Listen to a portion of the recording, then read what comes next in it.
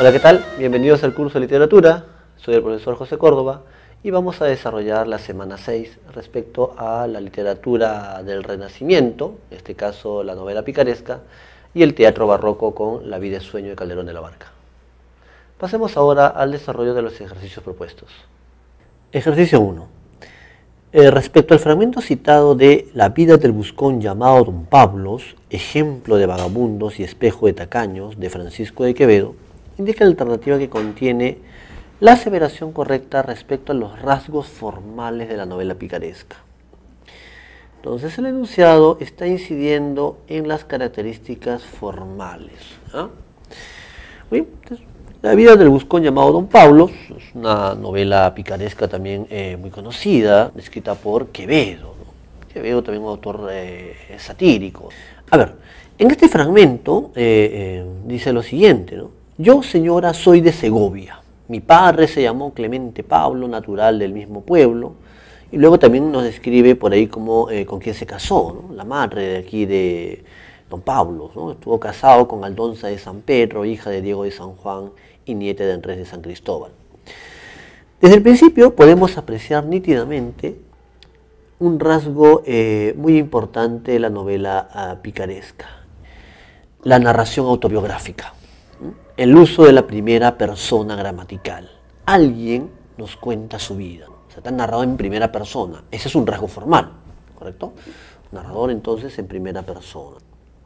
A cada momento vamos a encontrar esas marcas. ¿Qué más? Aquí en este fragmento, este pícaro Don Pablo nos cuenta pues sobre sus padres, ¿verdad? Y que pertenece a un entorno marginal y que se dedican a robar, ¿no? El padre sobre todo. A ver, veamos las alternativas. Dice, presenta un lenguaje elevado y depurado propio del barroco. En primer lugar, la novela picaresca no pertenece al barroco, sino al Renacimiento. Recuerden, pues, estamos en el siglo XVI. Además, la novela picaresca a nivel de lenguaje emplea un estilo popular, exento de adornos, un estilo sencillo. Lo encontramos en el Lazarillo de Tormes, ¿no? Un lenguaje popular, y también en otras novelas picarescas. Por lo tanto, esto de aquí es falso. El estilo renacentista, ya, la novela picaresca pues se desarrolló durante el Renacimiento, dice, se apoya en el empleo de la tercera persona. Podemos apreciar en el fragmento más bien el uso de la primera persona gramatical. Esto es falso. La narración está articulada desde la estrategia autobiográfica, correcto. Clave es la C, ¿no? El uso de la primera persona. ¿Qué decía la D? Destaca la descripción de los estratos medios de la sociedad. A ver, si uno revisa pues la información teórica sobre la narrativa picaresca, nos dice pues que es un documento sociológico acerca de la clase media y la clase popular, ¿no? Los sectores bajos. Esto encaja, pero no es un rasgo formal, ¿correcto? A nosotros el enunciado nos está restringiendo solamente los rasgos formales. Entonces, hay descripción de estratos medios y populares, sí, en la novela picaresca, pero no es un rasgo formal. Ejercicio 2. En relación con el fragmento citado en la pregunta anterior, indique la verdad o falsedad de los enunciados respecto a las características de la novela picaresca. Ahora sí, con el fragmento anterior, veamos qué enunciados son correctos o qué enunciados son incorrectos sobre la novela picaresca. El estilo evidencia el uso de una lengua vulgar, de una lengua popular y coloquial, correcto. Si uno revisa otra vez el fragmento, ¿no? Van a encontrar expresiones como, por ejemplo, hermanico, angelico, que son de un estilo coloquial, digamos, ¿no? Sin mayor adorno, ¿no? Por lo tanto, este enunciado es verdadero. ¿El narrador personaje pertenece a un entorno social marginal? Sí, menciona que su padre ahí, ¿no? se dedicaba al robo, ¿no? La madre no era una cristiana vieja. Entonces, digamos, pertenecen a un cierto sector, digamos, marginal, ¿no? En realidad, en toda novela picaresca, el pícaro proviene de un sector empobrecido, la miseria, busca tratar de sobrevivir en ese mundo. ¿En la cita se describe la conversión del protagonista en pícaro? No, en el fragmento no se narra este aspecto, solo se está describiendo a los padres, ¿verdad? Pero todavía no se aborda cómo este personaje se va a transformar en un pícaro. Ese es falso. ¿Se impone la realidad como tendencia narrativa y no la fantasía? Verdadero, ¿no? Hay un estilo realista. Entonces la secuencia sería verdadero, verdadero, falso, verdadero. Clave, la A. Ejercicio 3. Marque la alternativa que contiene los enunciados correctos respecto a las referencias socioculturales presentes en la novela El Lazarillo de Tormes. A ver, dice referencias socioculturales, ¿no? Se describen conflictos económicos que agobian a Tormes y Toledo. Recordar que los dos grandes escenarios, las dos grandes ciudades que se van a retratar son, en primer lugar, en el Tratado 1, tenemos Salamanca, y luego, a partir del Tratado 2 hacia adelante, la ciudad de Toledo, ¿no? Son los dos marcos sociales, ¿correcto? No Tormes. Tormes es el río, ¿no?, del cual Lázaro toma el nombre, ¿no?, ya que se considera nacido ahí. Entonces, esto es falso. En el contexto descrito se alude al hambre, la miseria y la pobreza. Verdadero. ¿Aparecen personajes de baja condición social carentes de instrucción? También, correcto. ¿La necesidad de robar del antihéroe se debe al deseo de tener fama? A ver, ya sabemos que el pícaro es un antihéroe. Lázaro lo que busca básicamente es sobrevivir. Para eso tiene que engañar, tiene que robar, mentir, para poder sobrevivir en un mundo, digamos, de miseria, de hambre, no el deseo de tener fama. Esto es incorrecto. Muy bien. Entonces, los enunciados correctos serían 2 y 3, la clave sería la B. Ejercicio 4. Tenemos un fragmento.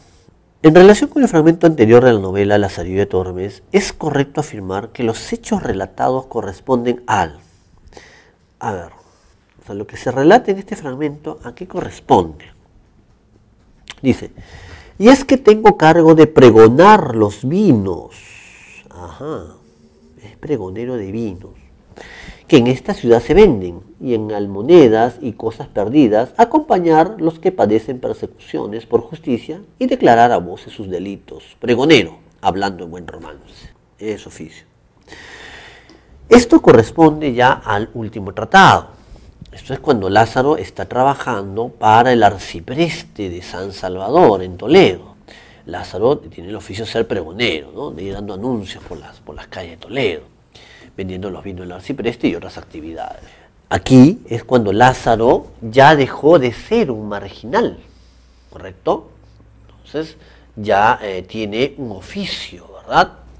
Entonces corresponde al último tratado, cuando el narrador, en este caso Lázaro, ya no es un pícaro. Esa es la clave, la C.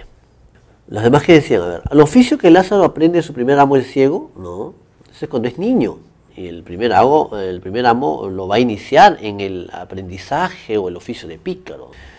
Trabajo que realiza Lázaro para alimentar al escudero, ¿no? Sigue siendo un niño y Lázaro pasa mucha hambre con el escudero. Incluso lo tiene que mendigar para alimentar a su amo, ¿no? Al inicio de la obra en el que Lázaro nos cuenta su vida, esto corresponde, hemos dicho, ya al tratado final, cuando Lázaro trabaja para el arcipreste de San Salvador y es pregonero de vino, ¿no? Ya su situación ha cambiado, ¿no? Ha dejado de ser el marginal, ya no es un pícaro. Ejercicio 5. Marque la alternativa que completa correctamente el siguiente enunciado sobre la novela picaresca El Lazarillo de Tormes. Se afirma que el personaje principal atraviesa un proceso de aprendizaje pervertido, ¿no? Perverso, o sea, degradado, ¿no? O sea, de antivalores. Porque sé a medida que... A ver, ¿a qué se refiere esto? Hemos dicho, ¿no? El personaje con el ciego inicia este aprendizaje de pícaro, de oficio, lleno de antivalores, una educación perversa, porque se va a nutrir de estos antivalores, se va a ir degradando, envileciendo. Muy bien. A ver, a medida que se va transformando justamente en un pícaro y va aprendiendo entonces estas costumbres para engañar, mentir y robar. Entonces, ¿cuál sería la clave? La D, ¿no? Se envilece, se degrada a medida que se torna pícaro. A ver, las otras alternativas que decían, ¿no? A medida que se aleja de la sociedad, porque se aleja de la sociedad a medida que reconoce su naturaleza de antihéroe. Él no se aleja de la sociedad, ¿eh? Repito, ¿no? Sino que vive en un mundo marcado por la pobreza. ¿Qué más? Avergüenza de su pobreza. Al contrario, él busca más bien digamos, sobrevivir en este medio, ¿no? No se avergüenza. Dice, nutre antivalores. Hasta ahí es correcto, la sé. Pero luego dice, a medida que asciende la sociedad del siglo XV, la novela picaresca corresponde al siglo XVI, ¿no? Esto lo hace falso, ¿no? O sea, la C hasta aquí podría ser correcto, ¿no? Nutre antivalores, pero este segundo enunciado ya lo descarta. Entonces la clave es la D. 6. Dice, de acuerdo con los anteriores versos pertenecientes a la Soledad 1 de Luis de Góngora y Argote, marque la alternativa que contiene el enunciado correcto respecto a las características del barroco. A ver, si recordamos, ¿no? El barroco, esta corriente literaria, artística, se caracterizó por el estilo recargado, excesivos adornos, el uso de figuras como la metáfora y el hipérbato, el uso de los contrastes, las referencias mitológicas, entre otros aspectos. Si uno revisa pues este fragmento, va a encontrar la presencia básicamente de lo que es el hipérbato. Hay un desorden a nivel del discurso. Por ejemplo, cuando dice culto principio dio al discurso, ¿cuál debería ser el orden correcto? Dio principio al discurso culto, ¿no? Ahí, por ejemplo, hay hipérbato. ¿Qué más? También hay referencias mitológicas. Se menciona, por ejemplo, a Pan y a Marte, ¿no? Mitología justamente clásica, ¿no? Bien, mitología romana. Entonces, allí podemos encontrar las referencias mitológicas muy abundantes en el barroco y el uso de figuras, en este caso, el hipérbato. Y ahí sería la clave, la C. ¿Qué decían las otras alternativas? Dicen, manifiesta el uso de contrastes y la recreación del ambiente urbano. No hay ambiente urbano, en todo caso acá hace referencia a la mitología y, digamos, a elementos campestres. Dice, predomina un estilo recargado debido al uso de la anáfora, de anáforas complejas, dice, ¿no? No. Lo que hay sería, digamos, presencia de metáforas, no anáforas. Expresa la inconstancia del hombre a partir de las ideas del barroco. Bueno, este es un rasgo del barroco, ¿no? La inestabilidad del ser humano, pero no está presente en este fragmento, ¿correcto? Ejercicio 7. En relación con el ambiente sociocultural que propone la obra La vida es sueño de Calderón de la Barca, marca la alternativa que contiene los enunciados correctos, ¿no? A ver, el ambiente sociocultural que, digamos, que plasma esta obra teatral. Dice, la obra está ambientada en la corte del rey Basilio, correcto, ¿no? Basilio es el rey de Polonia, encontramos este espacio de la corte. Basilio es el rey de los territorios de Castillo y León, falso, el escenario es Polonia. Los personajes de la obra pertenecen a la nobleza, verdadero, ¿correcto? Basilio, rey de Polonia, Segismundo es el príncipe encarcelado, Clotaldo es un noble y a la vez carcelero de Segismundo, encontramos a Astolfo, duque de Moscovia, Estrella es la sobrina del rey, entonces personajes aristocráticos. Segismundo se apropia del trono al morir su padre. En la parte final, Segismundo se reconcilia con el padre, no muere Basilio. Además, Segismundo va a heredar el trono por ser hijo de Basilio, no porque éste muera, y además esto no ocurre en la obra. Esto es falso. Entonces los enunciados correctos serían el 1 y el 3. Ejercicio 8, dice. Respecto al fragmento citado, que corresponde a La vida es sueño de Calderón de la Barca, marque la alternativa que completa correctamente el siguiente enunciado. Se deduce que el rey Basilio, a ver, ¿qué podemos deducir o colegir? ¿Qué está expresando Basilio en este parlamento? Esto quiero examinar, trayéndole donde sepa que es mi hijo y donde haga de su talento la prueba. Muy bien.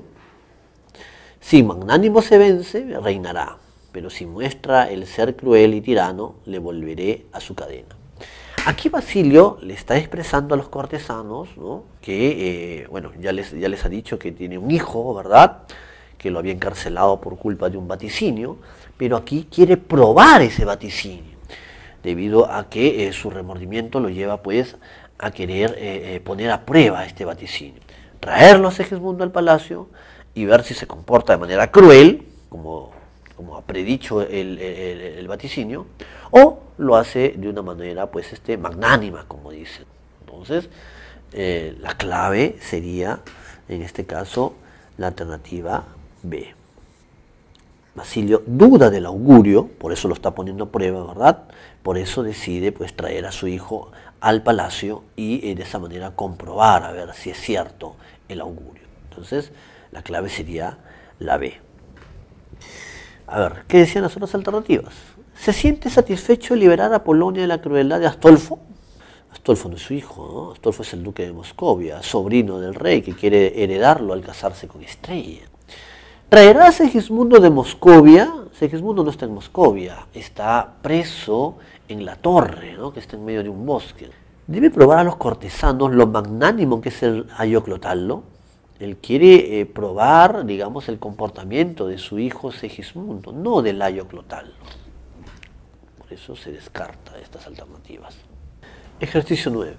Del anterior fragmento, extraído del inicio de la obra La vida es sueño de Calderón de la Barca, marca la alternativa que contiene la afirmación correcta. A ver, ¿qué dice este fragmento?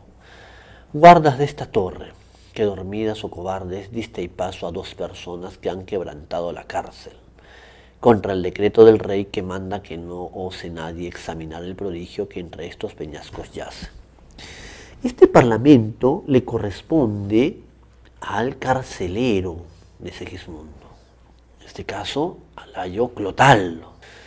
Recuerden pues que llegaron de incógnito a Polonia, Rosaura y Clarín, dieron con esta torre, al ingresar pues han visto a Segismundo, lo han escuchado, ¿verdad? Llega Clotalo con los guardias y los captura. Entonces, la clave sería, en este caso, la letra C. El parlamento corresponde a Clotalo, es el carcelero, y Ayo es una especie de, digamos, de maestro. Lo poco que sabe Segismundo del mundo, lo sabe a través de Clotalo, que cuida al príncipe en la torre, ¿no? Por orden del rey, ¿no? Entonces la clave es la C.